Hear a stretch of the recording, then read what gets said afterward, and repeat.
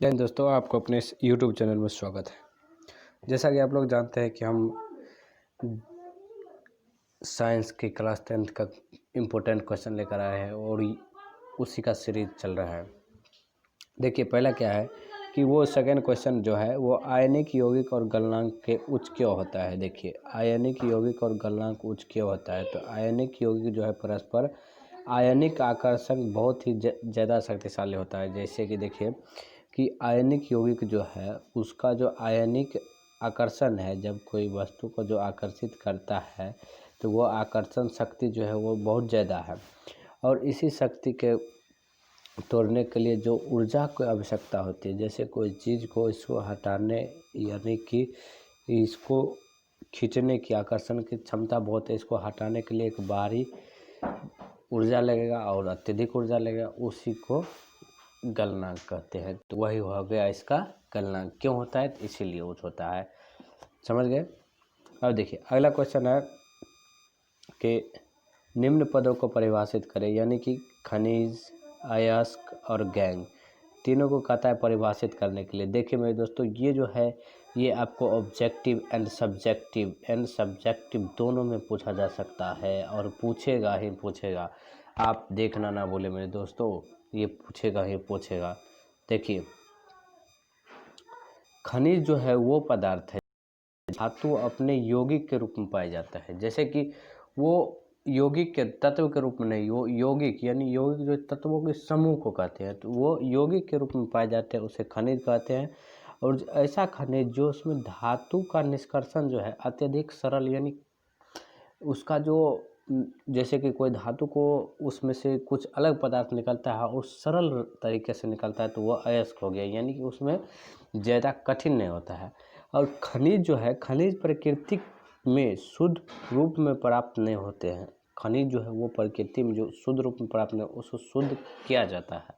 और जो वो अशुद्धि होती है, जब इसको शुद्ध करने के बाद कुछ पदार्थ जैसे अयस्क ये सब रूप में निकल जाता है, तो कुछ पदार्थ जो है अशुद्ध बच जाता है, उसी को गैंग कहते हैं, उसी को गैंग कहते हैं। अब देखिए, अगला क्वेश्चन है कि दो धातुओं के नाम जो प्राकृतिक रूप में मुफ्त में पाए जाते हैं, तो वो है सोना यानी Au और प्लेटिनम। और क्या है? प्लेटिनम। अगला है देखिए, जिंक, मैग्नीशियम और कॉपर के धात्विक ऑक्साइड को निम्न धातुओं के साथ गर्म किया जाता है। निम्न धातुओं के साथ गर्म किया जाता है, तो किस स्थिति में विस्थापन अभिक्रिया घटित होगी। देखिए मेरे दोस्त, यानी किस स्थिति में धात्विक अभिक्रिया घटित होगी, ये क्वेश्चन हम आपके यानी कमेंट सेक्शन में पूछेंगे, आप हमें जवाब दीजिएगा। उसके बाद हम आपको क्वेश्चन बताएंगे, क्योंकि ये रिएक्शन हम पहले आपको थ्योरी में पढ़ाए हैं। देखते हैं कि कौन कौन ये ध्यान देते हैं। देखिए, अगला क्वेश्चन फिर है, कौन सी धातु आसानी से संक्षारित नहीं होती है। कौन सी धातु आसानी से संक्षारित नहीं होती है, तो कौन है? सोना, प्लेटिनम और चांदी, ये तीन चीज़ यानी कि जो आसानी से संक्षारित नहीं होती है। अब देखिए, मिश्र धातु। मिश्र धातु क्या है? दो या दो से अधिक धातु को समांगी मिश्रण जिसमें वो मिल जाए, ऐसा मिश्रण को मिश्र धातु कहते हैं। अगला फिर क्या है कि कौन युगल विस्थापन अभिक्रिया प्रदर्शित करता है। देखिए मेरे दोस्तों, ये हम युगल विस्थापन जो है ये आपको थ्योरी में पढ़ा है। अगर आप नहीं देखते हैं तो हमारे वीडियो को वो कमेंट यानी कि प्लेलिस्ट में जाकर और क्लास 10th का जितना होगा वो आप देखिए। सीरीज बाय सीरीज दिया है, 1 2 3 क्रमशः दिया गया है। तो इसका आंसर क्या हो जाएगा? AgNO3 जो है वो विलयन एवं कॉपर धातु जो है वो विस्थापन यानी युगल विस्थापन को प्रदर्शित करता है। अब देखिए, अगला है कि लोहे के फ्राइंग पैन को जंग से बचाने के लिए निम्न कौन विधि, यानी कोई भी चीज़, लोहा का फ्राइंग पैन है या कोई भी लोहा है, तो उसको उसमें जंग ना लगे उसके लिए क्या करना चाहिए? पहला है ग्रीस, पेंट, जिंक की परत और ऊपर के सभी। देखिए मेरे तो लोहे के फ्राइंग पैन जो है, पैन है वो, तो उस पर तो ग्रीस नहीं चढ़ सकता है, ये तो पूरे गलत है पहला। पेंट तो कर सकते हैं, लेकिन पेंट फिर वो उड़ जाएगा, फिर वैसी बात है। तो उस पर जिंक की परत, तीसरा है जिंक की परत, तो उस पर क्या करने होंगे, जिंक की परत। अब देखिए अगला है कि कोई धातु ऑक्सीजन के साथ अभिक्रिया, देखिए कोई धातु है वो ऑक्सीजन के साथ अभिक्रिया करता है। अब क्या कर, उच्च गलनांक वाला यौगिक निर्माण करता है, जैसे सबसे ज़्यादा उच्च गलनांक वाला यौगिक निर्माण, और यह यौगिक जो है जल में विलय हो जाएगा। और जल में विलय हो जाएगा तो कौन सा तत्व यानी क्या हो सकता है, क्या बनेगा, तो वो बनेगा मेरे दोस्तों आपको कैल्शियम। क्या बनेगा, कैल्शियम। अब देखिए अगला है कि खाद्य पदार्थ में वेफ डिब्बों पर जिंक का बजाय टीन का लेप क्यों चढ़ाता। देखिए खाद्य पदार्थ पर जिंक के लेप के बजाय टीन का लेप, यानी कि टीन का लेप जो है, पहला है कि टीन की अपेक्षा जिंक महंगा, ऐसी कोई बात नहीं। टीन की अपेक्षा जिंक का गलनांक अधिक है, ऐसी कोई बात नहीं है। टीन की अपेक्षा जिंक अधिक अभिक्रियाशील, देखिए मेरे दोस्तों ये है, जिंक की अपेक्षा टीन की अपेक्षा जिंक जो है वो अत्यधिक क्रियाशील है। अब देखिए अगला क्वेश्चन है, को आपको एक हथौड़ा, बैटरी, बल्ब और तार का एक स्विच दिया जाएगा।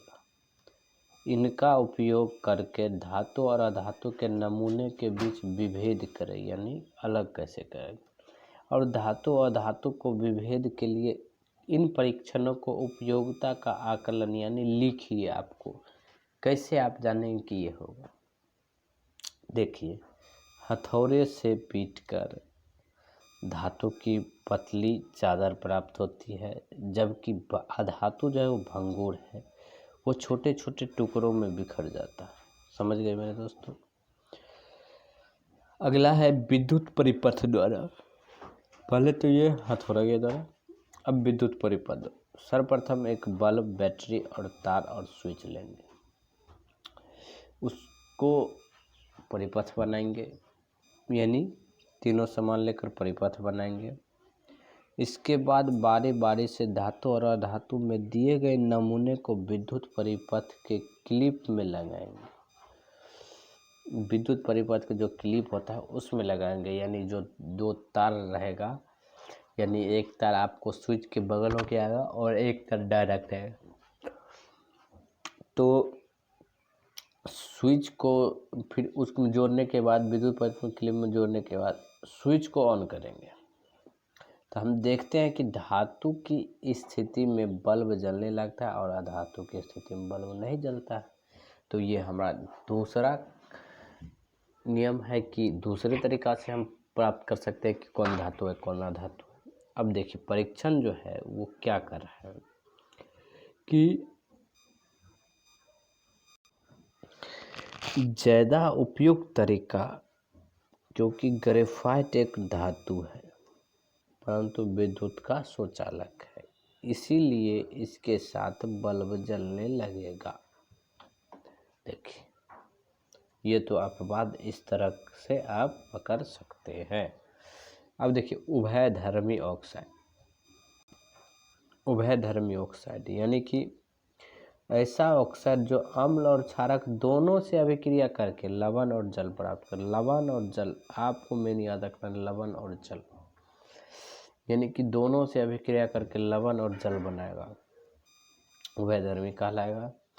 और पदार्थ यानी उदाहरण एल्युमिनियम ऑक्साइड और जिंक ऑक्साइड जो है वो इसका उदाहरण है। दो धातुओं का नाम बताए जो तनु अम्ल से हाइड्रोजन से विस्थापित कर देंगे, तथा दो धातुओं जो ऐसा नहीं कर सकती, यानी मैग्नीशियम और कैल्शियम धातु जो हाइड्रोजन में विस्थापित कर देता है, जबकि कॉपर और सिल्वर जो है वो धातु हाइड्रोजन को विस्थापित नहीं करता है, क्योंकि हाइड्रोजन, देखिए क्योंकि हाइड्रोजन जो है वो कम अभिक्रियाशील है। ये धातु जो है हाइड्रोजन से कम अभिक्रियाशील धातु है। समझ गए? देखिए अब जो है वो अगला क्वेश्चन है कि किसी धातु M विद्युत अपघटी का परिष्करण से आप एनोड और कैथोड जो है वो विद्युत का अपघटक किसे बनाएंगे। यानी ये दोनों चीज़ दो दिया है, विद्युत का अपघटक किसे बनाएंगे। तो देखिए मेरे दोस्तों, कोई धातु M है, उसको विद्युत अपघटित परीक्षण में हम अशुद्ध जल को एनोड मानेंगे, अशुद्ध जल को एनोड मानेंगे और शुद्ध जल को कैथोड और विद्युत अपघटय जो है वो M को अम्लीकृत लवण के विलयन मानेंगे। विद्युत अपघटय जो है वो कैसे मानेंगे। तो M जो कोई धातु है, अम्लीकृत लवण को हम विलयन को। अब देखिए क्वेश्चन नंबर 9, ये आपको चित्र के अनुसार बनाना है। तो हम आपको पिछले थ्योरी में भी चित्र दिखाए हैं, तो वो आप देख लीजिएगा। अब क्वेश्चन नंबर 10 है कि लोहे को जंग से बचाने के दो तरीके। लोहे के जंग से बचाने के लिए यशद लेपन और पेंटिंग। यशद लेपन में क्या होता है कि जैसे लोहे पर जिंक की परत चढ़ती है तो उसी को कहते हैं यशद लेपन। और पेंटिंग तो आप जानते हैं, किसी भी लोहे पदार्थ को पेंट किया जाता है, यानी वायु की और आर्द्रता को सीधे संपर्क में ना आए। देखिए ऑक्सीजन के साथ संयुक्त होकर अधातु कैसे ऑक्साइड बनाती है। ऑक्सीजन के साथ जो है वो मिलकर वो अधातु कैसे ऑक्साइड बनाते हैं। ऑक्सीजन के साथ मिलकर अधातु अम्ल ऑक्साइड बनाती है, यानी अम्लीय ऑक्साइड। अब देखिए इसमें कह रहा है कि अगला क्वेश्चन कारण बताने के लिए प्लेटिनम सोना चांदी का उपयोग आभूषण बनाने के लिए किया जाता है। तो प्लेटिनम सोना चांदी को धातु है, चमकदार धातु है और संक्षारित नहीं होता है, यानी ये टूटता नहीं है, वो झड़ता नहीं है। इनका उपयोग आभूषण में इसीलिए किया जाता है। अब है एल्युमिनियम पोटेशियम लिथियम को तेल के अंदर संग्रहित किया जाता है। सोडियम पोटेशियम और लिथियम, सोडियम पोटेशियम और लिथियम को वायु में खुला छोड़ने पर अत्यधिक क्रियाशील होता है, इसी कारण वो आसानी से आग पकड़ लेता है। तो इसीलिए इसको तेल यानी केरोसिन तेल के अंदर डुबा के रखता है। आपको अगर कोई भी में पढ़े होंगे कि सोडियम को क्यों रखता है, सोडियम के साथ पोटेशियम और लिथियम दोनों को भी रखा जाता है, ये आपको एक बोनस पॉइंट है। अब देखिए एल्युमिनियम के बर्तन आसानी से संक्षारित नहीं होता है, क्योंकि ये ऊष्मा का जो है सुचालक है, इसीलिए वह संक्षारित नहीं होता है। धातु को उनके ऑक्साइड से पृथक करना ज़्यादा आसान प्रक्रिया है, यानी कि ये क्वेश्चन ऊपर में दिया है। तो धातु ऑक्साइड जो है वो पृथक ज़्यादा आसानी से होता है। तो इसका कारण क्या है कि निष्कर्षण कार्बोनेट और सल्फाइड जो है वो ऑक्साइड में परिवर्तन होता है, इसी कारण। अब देखिए अगला क्वेश्चन है कि आपने तांबे के मलिन बर्तन नींबू और इमली की रस से साफ करते अवश्य देखा होगा। यह खट्टे पदार्थ बर्तन को साफ करने क्यों प्रभावी है, क्योंकि ये जो है